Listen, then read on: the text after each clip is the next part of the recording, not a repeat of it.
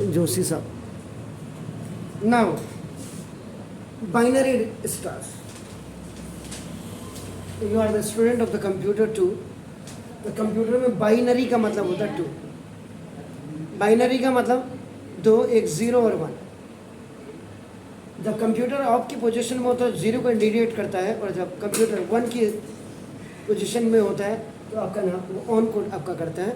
चलो जितने भी एस्की कोड्स वगैरह, जैसे आप ये लिखा मैंने ए, जब आप कंप्यूटर में ए आपका कीबोर्ड से आप पंच करते हैं, आपका देखिए ना ए पहले ही आपका इसकी एस्की कोड्स में बदलता है, और एस्की कोड आपका नाम जैसे सपोज के लिए इसका 65 है, तो 65 आपका ऑड नंबर है, तो आपका नाम देखो दिस ये जिसको मशीन लैंग्वेज बात में कहता है. आपका देखो जैसे 2 3 से आपका देखो ये 2 2 से 4 हो गया आपका, देखो रिमाइंडर 1 इधर देख लीजिए, फिर 2 16 जा रिमाइंडर आपका देखो ना उससे. उसके बाद देखो फिर 2 8 जा इधर सर प्लीज ना, देखो 2 8 जा 16, देखो फिर रिमाइंडर आपका 0 ना, देखो 2 4 जा आपका नाम देखो 8, फिर रिमाइंडर 0, 2 2 जा आपका देखो 4, फिर रिमाइंडर आपका देखो ना 0, और 2 1 जा 2 आपका 2, फिर देखो आपका रिमाइंडर आपका देखो ना ये आपका फिर 0, और फिर आपका ना अब आपका ना फिर 1 बचा तो आपका देखो. जब इसको ए को मशीन लैंग्वेज में जब आपका कन्वर्ट करेगा तो आपका देखो यहाँ प्लीज 1 0 0 0 0 0 1 इसको ऐसे लिखेगा. ये मैंने इसलिए बताया क्योंकि मैं बाइनरी बता रहा था, तो बाइनरी का मतलब जहाँ पे 2 डिजिट से मिल करके आपका बनता है. नाउ देखो this is, that's why that is known as आपका बाइनरी. अब यहाँ पे बाइनरी स्टार्स है, तो स्टार्स के मतलब से पता लग रहा है कि 2 स्टार्स आपके हैं जिनको आप डबल स्टार भी कहते हैं. क्या बोले इसका मतलब इधर सर डबल स्टार इज है, आप लोगों को कितना ही समझा दो फिर भी आप ढाक के 3 के पास है. Double star is a pair of stars. जब तक आप खुद अपनी आदतों को नहीं सुधारेंगे, किसी का बाप आपकी उधार नहीं सोच सकते, खुद आपका बाप नहीं सुधार सकता. अब आप ये लगा लीजिएगा. तो रिवॉल्विंग, ये अंदर से आवाज़ आनी चाहिए. आजकल तो आप लोगों के ज़माने में इतने ज़्यादा चैनल्स आपके मार्केट में कि क्या नाम कहते हैं, आपको ये सारी चीज़ें सीखनी चाहिए कि आगे जाकर के आपका फ्यूचर कैसे बनेगा. और आप double star, double star is a pair of stars revolving around their common centre of mass. अपने कॉमन सेंटर ऑफ मास के चारों तरफ आपका नाम डबल स्टार आपका नाम ये रिवॉल्व करते हैं पेयर में. जैसे ये एम है, एम का मतलब यहाँ पे आपका नाम देखो this is the common centre of mass. ये हो गया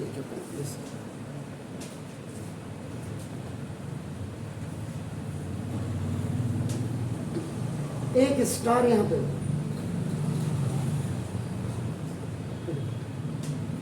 ये कॉमन है.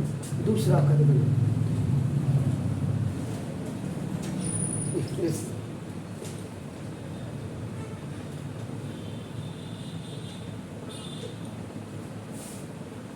देखिए. और double star is a pair, ये एक जोड़ा होता है ऑफ स्टार्स का रिवॉल्विंग अराउंड, जो आपका अपने कॉमन सेंटर ऑफ मास के चारों तरफ आपका घूमता है. आपका नाम देखो. अगर आप एक को ए ले लें एक को बी ले लें, आपको अभी क्लियर हो जाएगा. ये अगर आप देख रहे होंगे ये आपका दिस है ऑर्बिट ऑफ ए है, और ये आप जो देख रहे हैं ऑर्बिट ऑफ आपका देखो ना दिस है ये, और ये वाला आपका जो है ऑर्बिट ऑफ आपका नाम बी स्टार हो गया. आपका नाम देखो दिस. तो दिस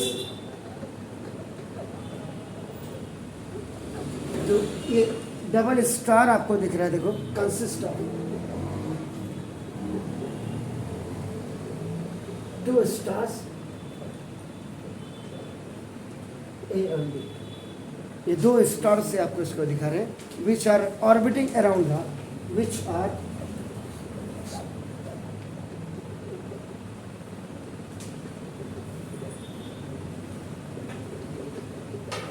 orbiting around the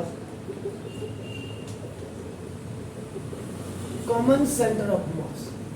जो common center of mass जिसको आपका m लिखा हुआ आपने कैपिटल M, उसके दोनों तरफ आपका रिवॉल्व कर रहे हैं. The two stars of double star, ये जो आपका नाम the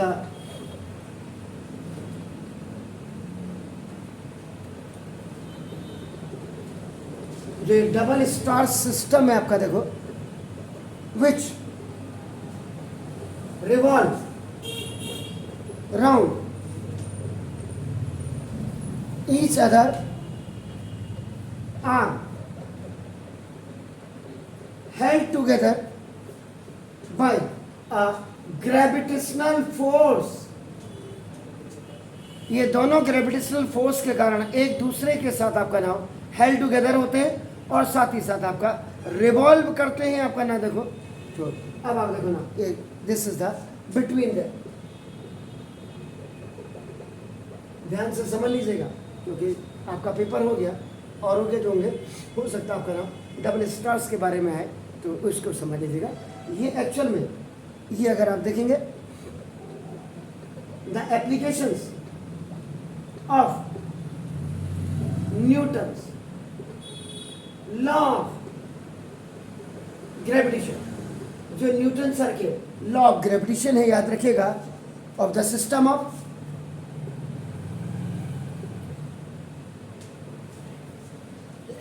sorry two radii, radius का प्लूरल आपका that is called the radii होता है, याद रखिएगा आपका नाम. देखो दिस, तो ये system of two radii star. अब यहाँ का कॉमन से अगर आप निकालेंगे तो कैसे, इसको आपका ऐसे निकालेंगे तो आपका नाम बी वाला हो गया, और इसको यहाँ से निकालेंगे ऐसे आपका नाम होगा. दिस इज द तो system of, now this is the two stars या टू रेडाई स्टार्स भी आप इसको लिख सकते थे. Help in estimating their masses, तो ये मदद करते हैं न्यूटन्स लॉ का ग्रेविटेशन लॉ कि जो दो स्टार्स हैं इनके मॉसेस को आपका नाम एस्टिमेट करने में, निकालने में, उनकी हेल्प करने में आपका नाम होगा. अब इसके बाद इसी में आपका आता है ना वॉबलिंग. ये वर्ड जनरली आपने सुना होगा अगर आप इंग्लिश मीडियम के बच्चे हैं. Wobbling, WOBBLING, wobbling. जी आप तो इंग्लिश मीडियम के बच्चे हैं, तो क्या बोलूं मैं, बताइए आपका नाम.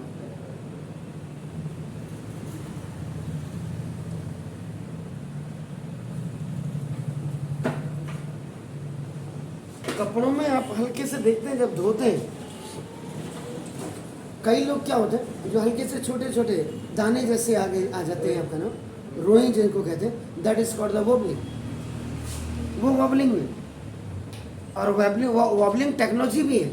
अगर आप टेक्नोलॉजी की बात करें, आपके मेरे हिसाब से सभी के घर में बर्तन धोने वाले रेफ्रिजरेटर है. अभी तो आप बताएंगे ना, बर्तन रेफ्रिजरेटर में धोते हैं या वॉशिंग मशीन में धोते हैं, आप सिंक में धोते हैं. आजकल तो उसके वो भी आ रहे, आजकल तो वॉशिंग मशीन भी आ रही बर्तनों के. जी ऐसे कपड़े जिसमें धोते, तभी तो मैंने कहा आप मेरी बात को काटेंगे, तभी मैंने वॉशिंग मशीन रेफ्रिजरेटर बोला. बौंदों की तरफ बैठोगे तो कैसे बात काटोगे. तो आपने वॉबलिंग टेक्नोलॉजी में क्या होता है, आप जो वॉशिंग मशीन देते हैं उसमें भी होती है, और जो आपका बर्तन धोने वाली या आपके कपड़े धोने वाली आपका जो, उसमें क्या होता है, जब ड्रम चलता है यूँ ऐसे, यूँ 3 बार चलता है. एक बार तो यूँ चलता है एक बार, और एक बार यूँ रोटेट होता है ऑब्लिक में. That is called the vowel technology सबका नाम देखो. दिस इज द, तो 12 वॉबलिंग का मतलब आपका क्या हो गया कि ना होता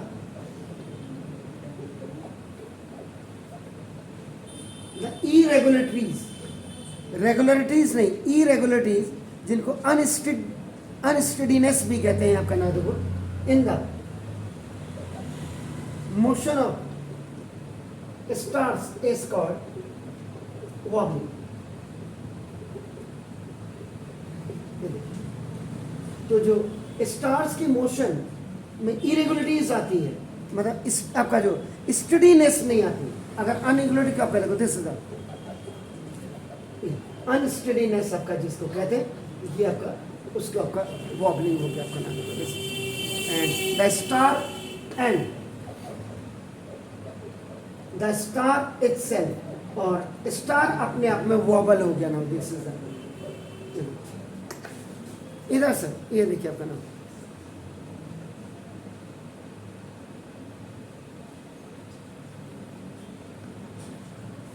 और द टेक्नोलॉजी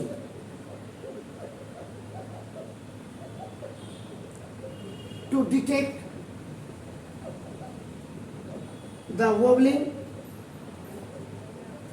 और वॉबलिंग को डिटेक्ट करने की जो टेक्नोलॉजी है इन द मोशन, इधर सही है, इन the motion of stars, stars के मोशन में हैज बीन डेवलप्ड। ये अब आपका नाम इसको विकसित कर दिया गया है। आपका नाम देखो, this is the so much that, इतना अत्यधिक रूप से आपका नाम that even a very slight wobbling, जो बहुत छोटी सी भी है, कम आपकी जो वॉबलिंग होगी आपका याद रखिएगा। आपका नाम देखो, इन the motion of star, stars के मोशन में आपका नाम देखो क्या कर रहे हैं सर आप लोग, can be detected easily.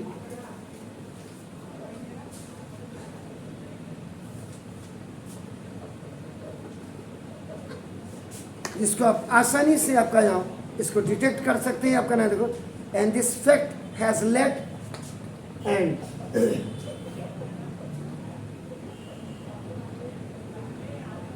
This fact has lead the discovery of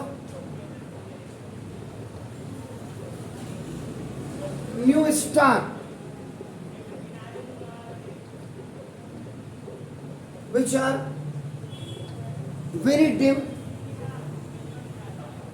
and difficult to see, जो बहुत डिम और जिसको बहुत परेशानी के साथ बहुत मुश्किल होती है देखने के लिए, तो उन फैक्ट्स को भी आपका नाम उनकी डिस्कवरी कर दी गई है नए स्टार्स की, कि आप डिम स्टार्स को भी आप ढूंढ सकते हैं या देख सकते हैं। डिफिकल्ट जो होते थे उनको भी आज वॉबल टेक्नोलॉजी की मदद से अपना जो इसको आराम से उनके स्टार्स के मोशन को भी आप आसानी से डिटेक्ट कर सकते हैं आपका नाम की मदद से। तो फटाफट करिएगा।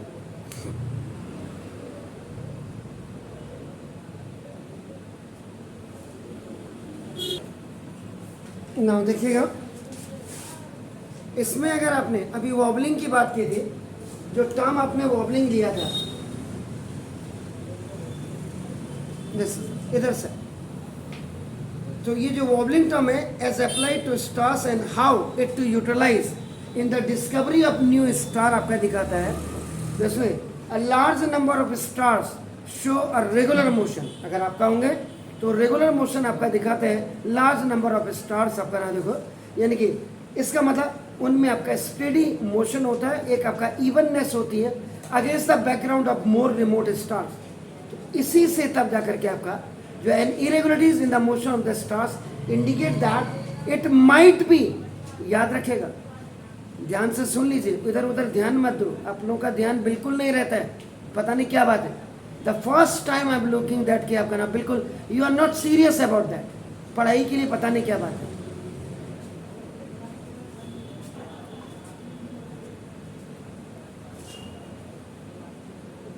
आप लोग भी बिल्कुल जैसे स्कूल टीचर के ये जो बच्चे बाहर खड़े हैं ना, इन्हीं की तरह है। घर से 1 घंटा पहले निकल गए, आधा घंटा 1 घंटा गप मारी इंस्टीट्यूट के आगे, फिर मास्टर आएगा। ये 4 बजे का देखो हमने, वो देखो 4 बज गया, 4:05 हो गए, अभी उनका मास्टर और मास्टरनी नहीं आए। क्या अंदर जाके पढ़ते होंगे, फिर 15 मिनट पहले आपका आ जाते हैं। वो सिर्फ प्रैक्टिकल की वजह से they all childrens are studying there. ये मैं रोज अपने वीडियो के माध्यम से कि किस गधे के, कोई जो आपका एजुकेशन मिनिस्टर गधे से थोड़ा घोड़ा होगा, उसके दिमाग में आ जाएगा ये चीजें। ये हाल है इनका, ये ऐसे पढ़ाई होती साले कभी। और लड़कियां ज़्यादा फालतू हैं इसमें, लड़के तो हैं ही फालतू। तो now an irregularity in the motion of a star indicates that it might have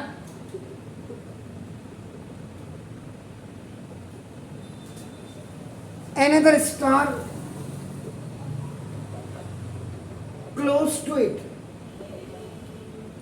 तो इससे ये भी पता होता है कि ना इसके बगल में या उसके नज़दीक में कोई स्टार्स है विच इज़ वेरी फेंट,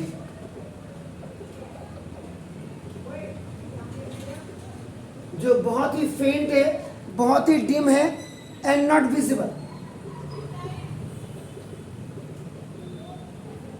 और जो आपका दिखाई नहीं देता है, but exert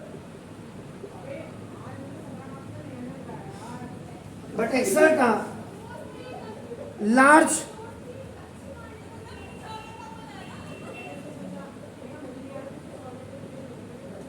gravitational pull and makes the original star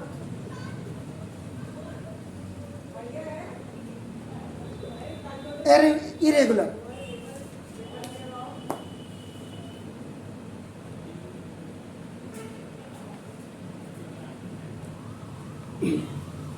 इसके बाद इसी में वॉबलिंग में ही लास्ट है आपका ना, देखो अब आप वॉबलिंग की बात करें, वॉबलिंग अब आपको क्लियर हो गया होगा कि the irregularities of in the motion of a star is known as, आपका नाम दिस इज द वॉबलिंग, आपका इज इट क्लियर।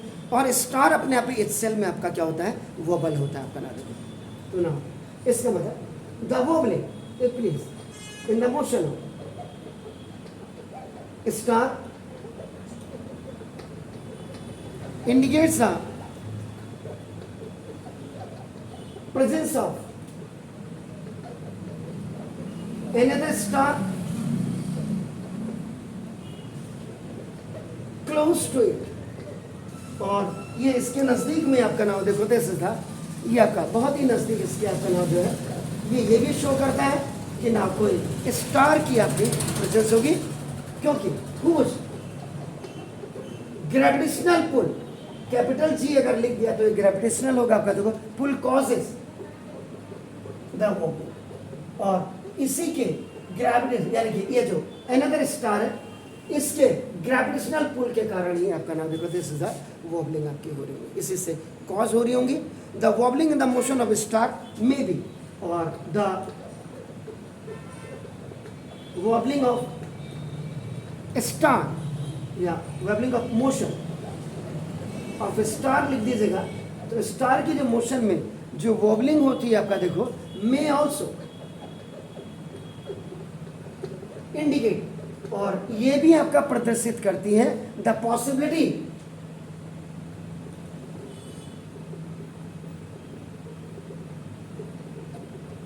संभावना दिखाती है आपकी possibility of A planet around it. अब आप देख लीजिए, यानी कि अपने अगल बगल में आपका ल्यूमिनस बॉडीज को भी आपका दिखा रहा है, और नॉन ल्यूमिनस बॉडीज की प्रेजेंस को भी आपका हमेशा वॉबलिंग आपका दिखाता है, याद रखिएगा आपका नाम देखा दिस इज दैट। और अगर आपने इट वॉज ऑब्जर्व, कभी रात को अगर आप छत में गए हो, नहीं तो आज जरूर जाइएगा, तो ना it was observe that the brightest आपका नाम this star in the night, देखा है कभी आपने ब्राइटेस्ट स्टार जी, कौन सा, पोल स्टार, और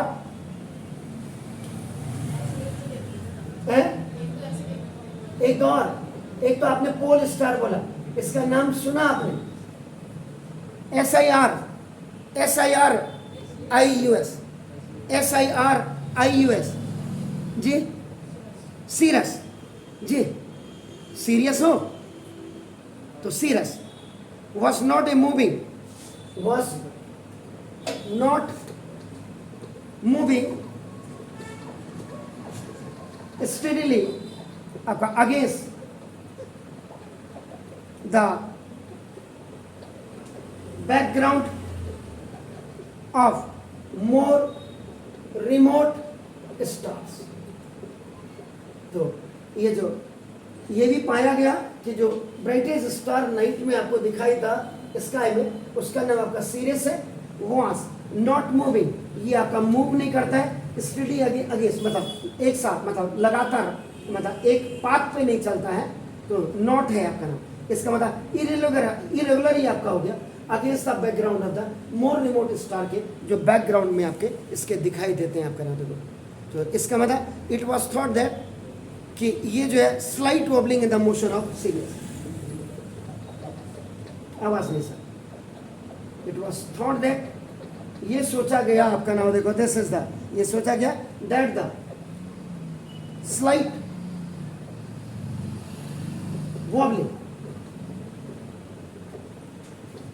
वॉबलिंग आपका नाम देखो, this is in the motion of इसके सीरीज के भी मोशन में आपका ना वॉबलिंग है, यानी कि इरेगुलरिटीज है, याद रखिएगा। Could be due to the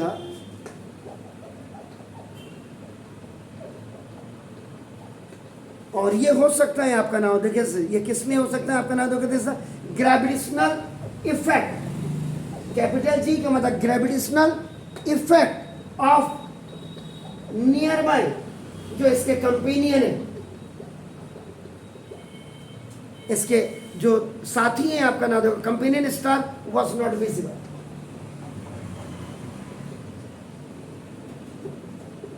जो आपको विजिबल नहीं, आपका जो दिखाई नहीं देते हैं आपका नाम देखो, तो this observation led to the discovery of the companion. तो दिस क्या हुआ सर? तो ये जो ऑब्जर्वेशन थी, this observation led to the discovery of, now this of companion star of Sirius. ये सीरीज के कंपेनियन स्टार्स के लिए आपका नाम जो ये ऑब्जर्वेशन से एक डिस्कवरी निकाली, और विच वी नाउ नो, और विच वी नाउ नो, जिनको आज आप जिस नाम से जानते हैं, is a very dim white, और इनका नाम है ड्वार्फ स्टार। ड्वार्फ समझते हैं क्या?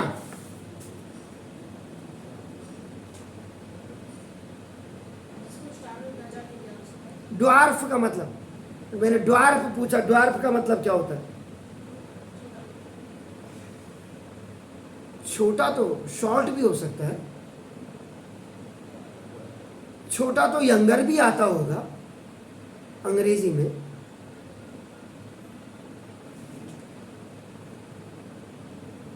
तो फिर कल स्कूल, कॉन्वेंट स्कूल का नाम या तो कॉन्विक्ट स्कूल रख दिया जाए। आप लोगों को सिखा तोड़ना रहे, अपराधी बना रहे। ड्वार्फ, ड्वार्फ का मतलब होता बौना। And this companion star of Sirius, ये जो कंपेनियन स्टार है सीरीज का आपका नाम देखो, this is the has been nickname, और अब इनका निक नेम पे डाल दिया पप, पप इनका नाम। तो इसलिए Sirius is a double star system with white dwarf as companion. तो इसीलिए सीरीज भी आपका नाम याद रखेगा, इज ए डबल स्टार है system with a white dwarf as companion।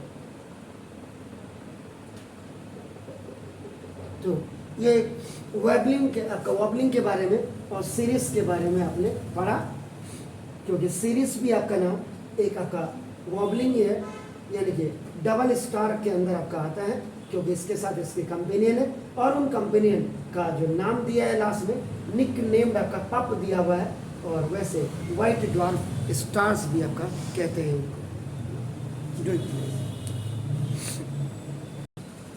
कहीं पर अगर दिक्कत हो रही हो तो इसको मैं SIRIUS कोबोल लैंग्वेज में लिख देता हूँ। You know COBOL?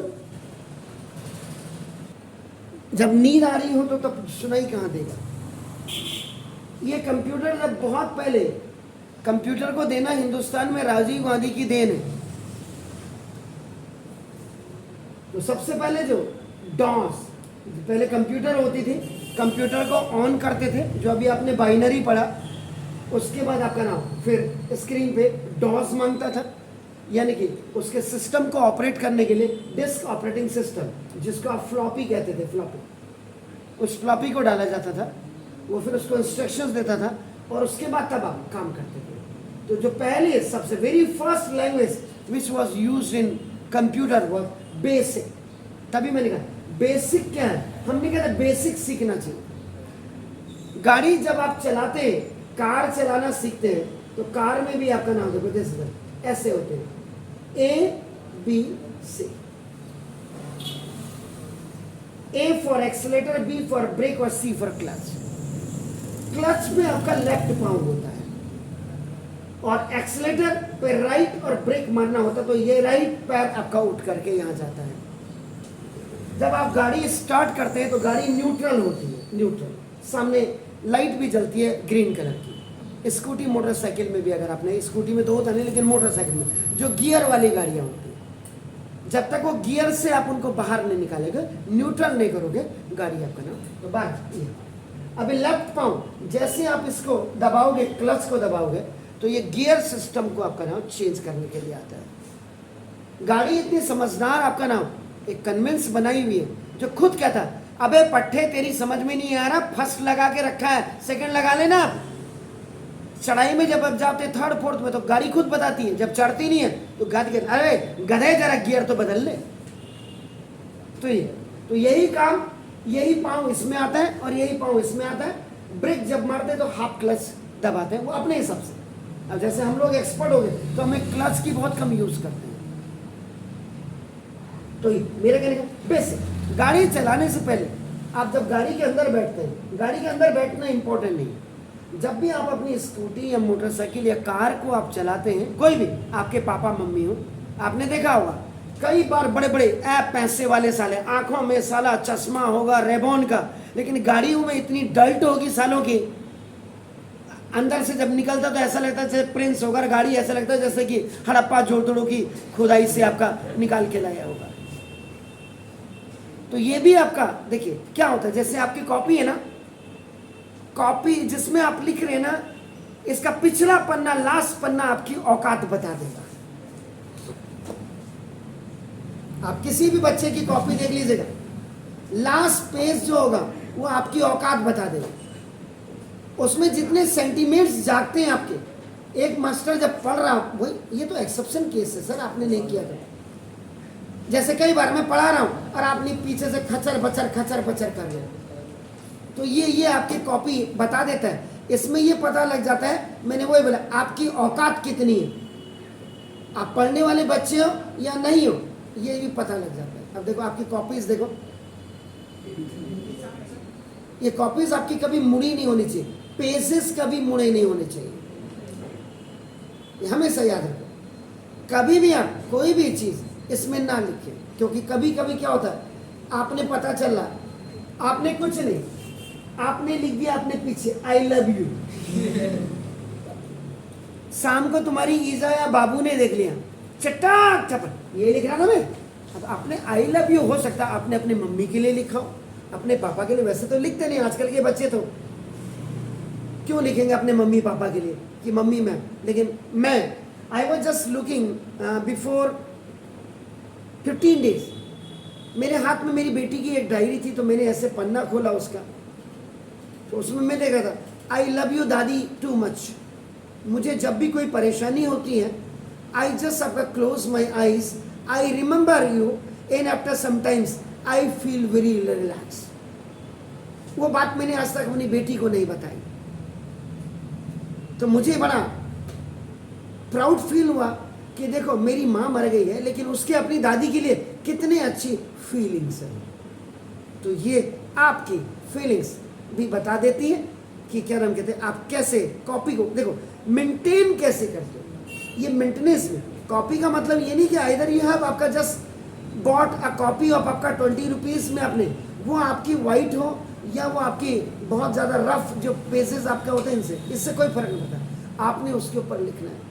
लेकिन कॉपीज़ को कभी भी जहाँ मर्जी आ रही वहाँ मत लिखो। पहली चीज़, मैं आपको 3 सब्जेक्ट पढ़ाता हूँ, फिजिक्स केमिस्ट्री मैथ। फिजिक्स की कॉपी अलग होनी चाहिए, केमिस्ट्री की कॉपी अलग होनी चाहिए और मैथ की कॉपी अलग होनी चाहिए। क्योंकि जब आप हाफ ईयरली या कोई भी एग्ज़ाम की आप तैयारी करने होते हैं, फाउंडेशन टेस्ट हो गया या सरप्राइज टेस्ट हो गया या आपका क्वार्टरली टेस्ट पहले होते थे, हाफ ईयरली होते थे या मंथली एग्ज़ाम होते हैं आपके ना टेस्ट, उनमें आपको आपने मैथ पढ़ रहे हैं तो मैथ का ही पूरा पोर्शन दिखाई देना चाहिए।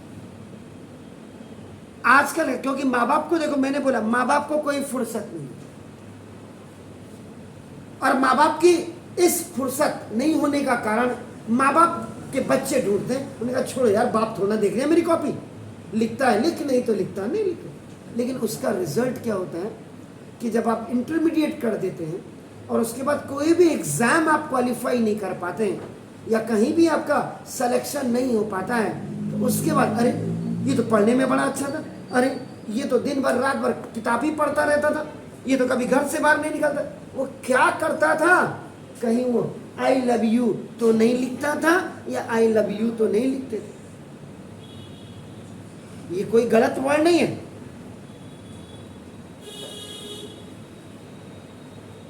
सबसे पहले आप अपने माँ से लव करिए, अपने पापा से लव करिए, जिन्होंने आपको पैदा किया है, जिन्होंने आपका पूरा फॉस्टर और आपको लुक आफ्टर करने का कर रहे हैं, आपका कैरियर बना रहे हैं, उनके लिए आपका, उनके लिए सम्मान, I respect you, I love you, ये उनके लिए लिख सकते हैं। एक फालतू की किसी लड़की के लिए लिख रहे हैं या किसी कोई लड़की लड़के के लिए लिख रहे हैं। दोस्ती करना is not a bad thing. आप बनाओ। अभी मैं थोड़ी देर पहले आ रहा था तो YouTube में करते हुए मैंने आपको वही बोला कि मैं विकास दिव्य कीर्ति सर का मैं बड़ा फैन हूँ, जो IAS थे, जिन्होंने IAS निकाला और उसके बाद दृष्टि IAS करके जो दिल्ली में मुखर्जी नगर में कोचिंग सेंटर है वो उन्हीं का है। वो दर्शन शास्त्र, वो साइकोलॉजी, वो हिंदी बहुत जबरदस्त पढ़ाते हैं। तो उनके यहाँ थोड़ी देर पहले एक IAS ऑफिसर, जो एक IPS थे, वो इस समय शायद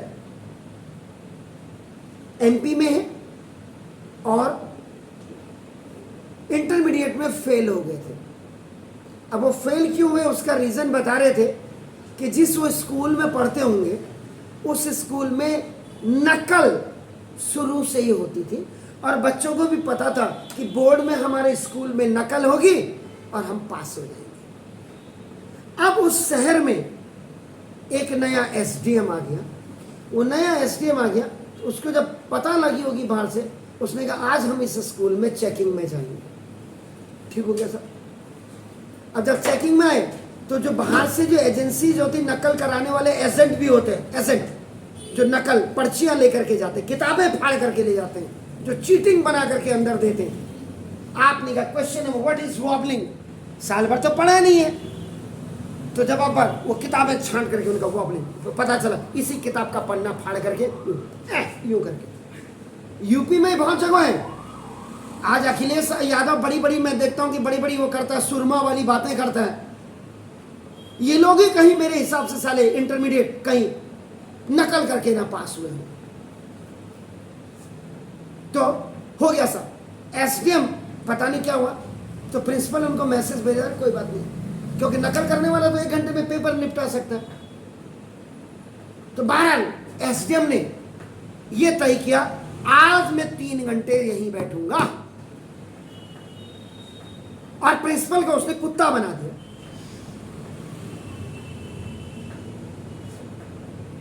अब वो ट्वेल्थ के जितने भी उस बैच में 60 बच्चे थे या 70 बच्चे थे या 80 बच्चे थे, वो पूरे के पूरे फेल हो गए पूरा। तो ये जो अनुराग सर थे जो 12th में फेल हुए, इनका यार ये एसडीएम साला होता क्या है, तब तक इनको पता ही नहीं था। ये बला कौन सी है जिसके सामने इतना बड़ा स्कूल का इतना बड़ा प्रिंसिपल भी डर के मारे, हालत खराब है उसकी। तो अगली बार उन्होंने एनी हाउ मेहनत की और पास हो गए। उनके दिमाग में एक बन गया फतूर कि मुझे ये साला एसडीएम ही बनना है। तो वो इलाहाबाद चले गए। इलाहाबाद तब तक दिव्य कीर्ति सर की कोई बैच को डेमोस्ट्रेट करने गए होंगे वहाँ, तो डेमोस्ट्रेट कर रहे थे जब, तो वहाँ ये भी आ गए। इन्होंने कहा सर मैं भी चलूँगा आपके साथ दिल्ली। तो करते गए उसी ट्रेन में ये भी आ गए। सर जो इस समय डीआईजी थे, उनकी वाइफ डॉक्टर है। उसके बाद सर मैं सुबह आपके साथ चलूँगा। बहरहाल सर इंतज़ार करते रहे, विकास सर, वो कहीं चले गए। उसके बाद उन्हीं की कोचिंग में उन्होंने, तो वो कह रहे थे मेरी लाइफ में मैंने इतने बच्चे पढ़ाए। यही जो डीआईजी जो उनके उसमें आए थे अपने बारे में अपने एक्सपीरियंस को शेयर करने के लिए, कि देखिए मैंने वही बोला था, marks are not the criteria to जज यू। आप 100 मार्क्स लेकर के आ जाते हैं, लेकिन आपकी नॉलेज अगर साउंड नहीं है आपका नाम, और आप उसकी औकात के नहीं, आज की तारीख में जो हो रहा है वो प्रॉपर बयान, जो आज आपका सीबीएसई का रिजल्ट निकल रहा है, ये इसी का एग्जाम्पल। घबराइए नहीं।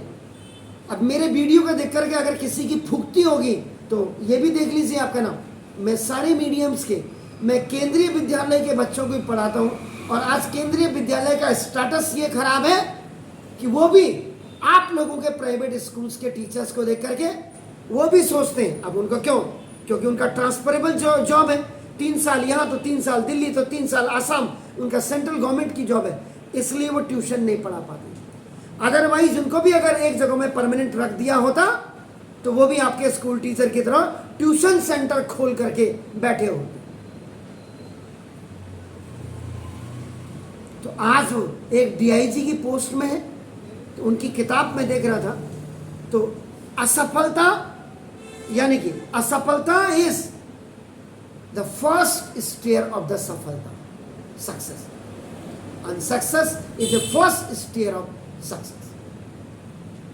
असफल होने का मतलब फेल से नहीं है।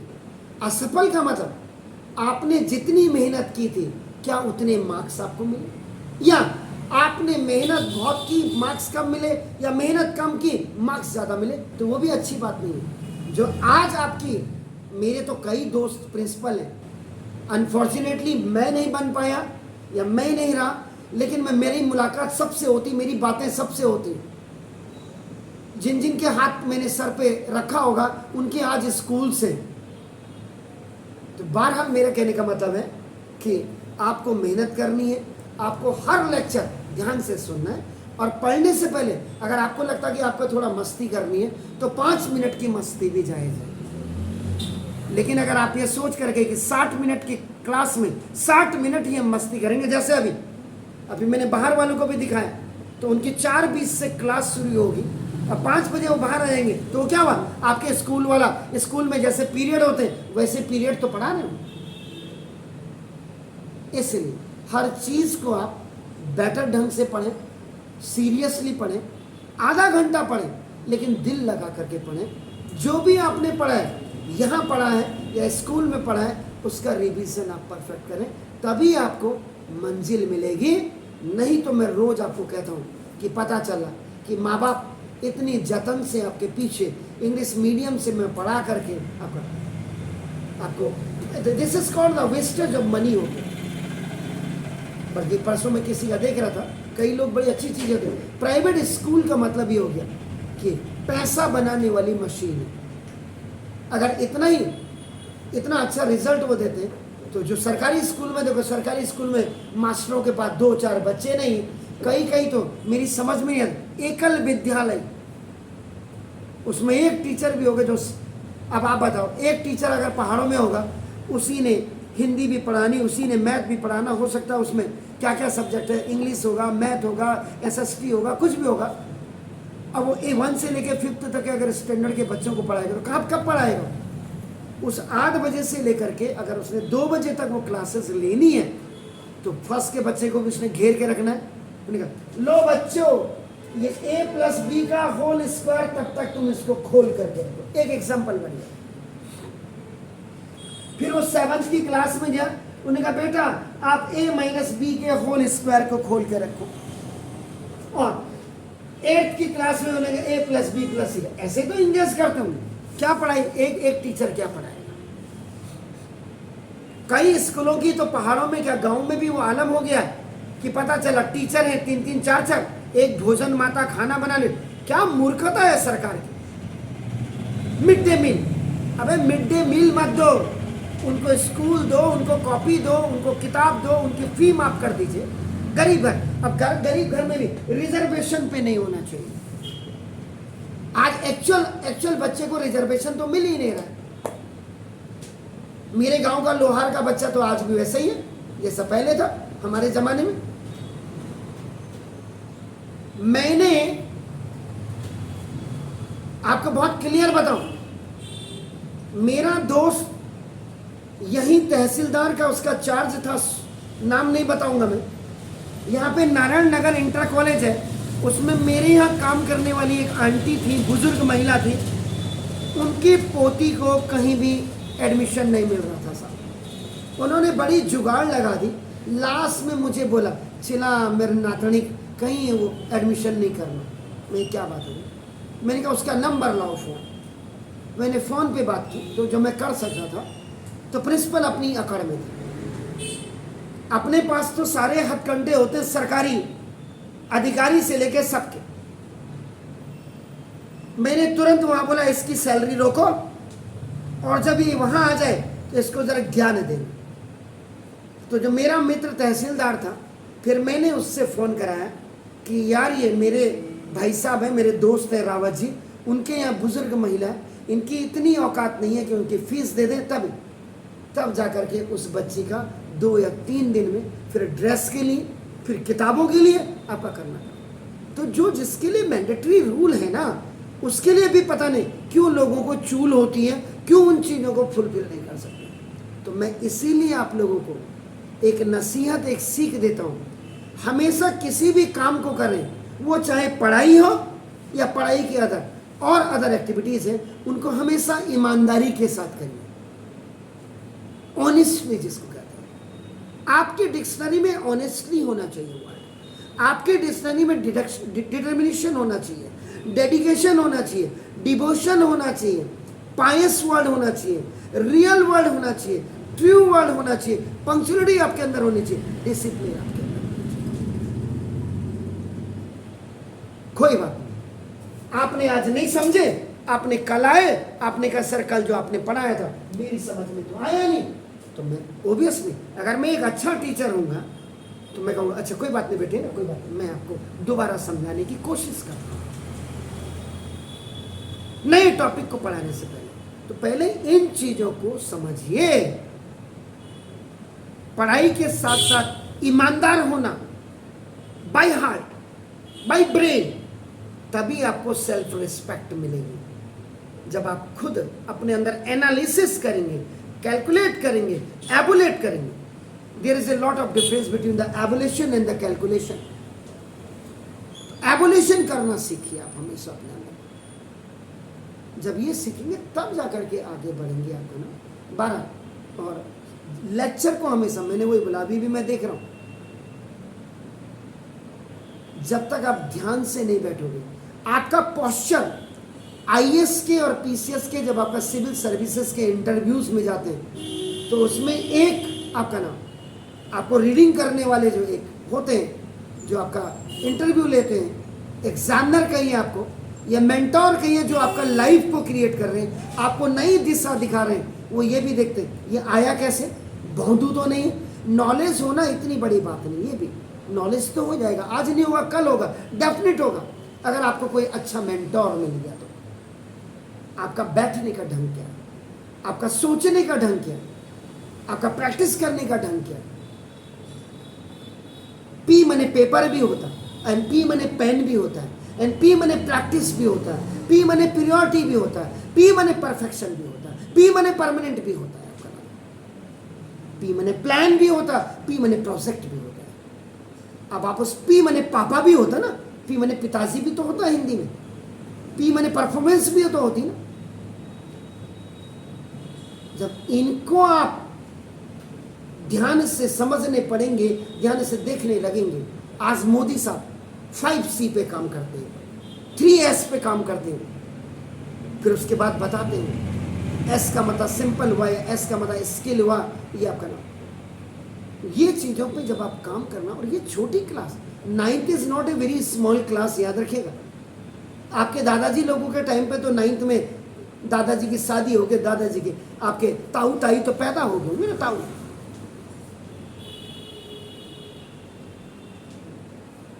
तो सोसाइटी में मेरे हिसाब से आज शादी ब्याह ये जरूरत नहीं है।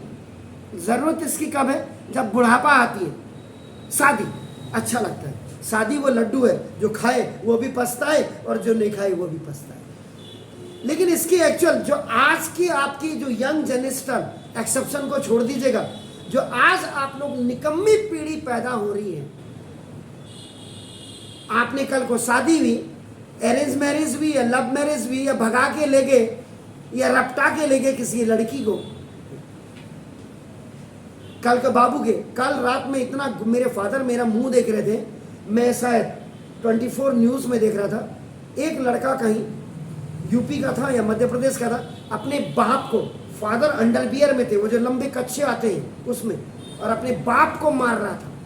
और लोग जब अपोज कर रहे थे, बताओ, एक 90 साल के या 80 साल के या 70 साल के 60 साल के पिताजी को गाली देने की हिम्मत भी कैसे हो जाती किसी। मतलब मेरा ये खून खोल रहा था कि अगर मेरे मोहल्ले में ये होता तो मैं 4 जूते मार के इसका जमीन में सर गाड़ देता।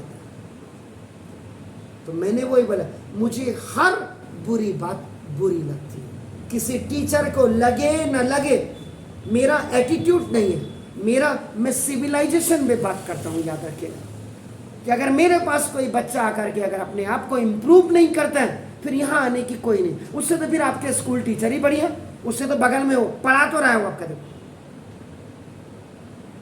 इन चीजों को ध्यान से। Have a nice evening stall है क्या किथे background of more remote star, इसलिए पढ़ाई करो यार, कुछ नहीं है जिंदगी में।